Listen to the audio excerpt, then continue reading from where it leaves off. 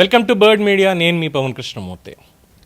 ముందు నుంచి కూడా చాలా సంచలనాత్మక వ్యాఖ్యలు చేసేటువంటి కోమటిరెడ్డి రాజగోపాల్ రెడ్డి మరోసారి వార్తల్లో నిలిచారు.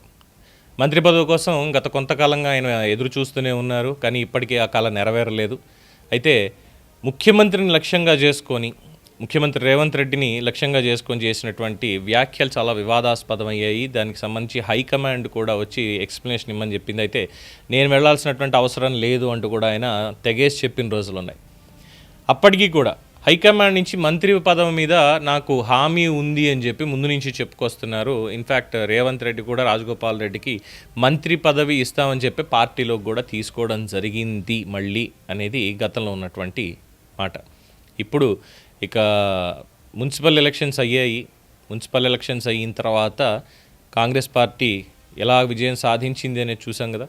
సో ఇందులోనే విజయోత్సవ సంబరాలు చేసుకుంటూ కోమటిరెడ్డి రాజగోపాల్ రెడ్డి ఇంకా ఘాటు వ్యాఖ్యలు చేశారు. నాకు మంత్రి పదవి కనుక ఇవ్వకపోతే నేను డైరెక్ట్గా ముఖ్యమంత్రినే అవుతాను.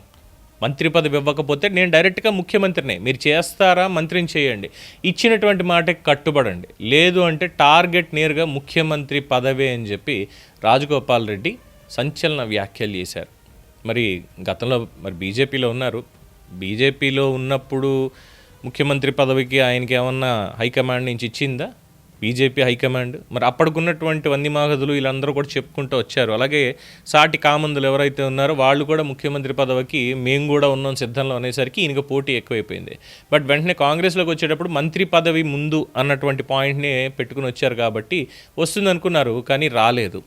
హైకమాండ్ నుంచి మంత్రి పదవి మీద హామీ ఉంది. 3 మంత్రులతో క్యాబినెట్ విస్తరణ తర్వాత అయినా సరే రాజగోపాల్ రెడ్డికి ఛాన్స్ ఇస్తారనుకున్నారు, కానీ ఆయనకి దక్కలేదు. సో అప్పటి నుంచి కోపంగానే ఉన్నారు, మాట్లాడుతూ వెళ్తున్నారు, అంతా అయింది.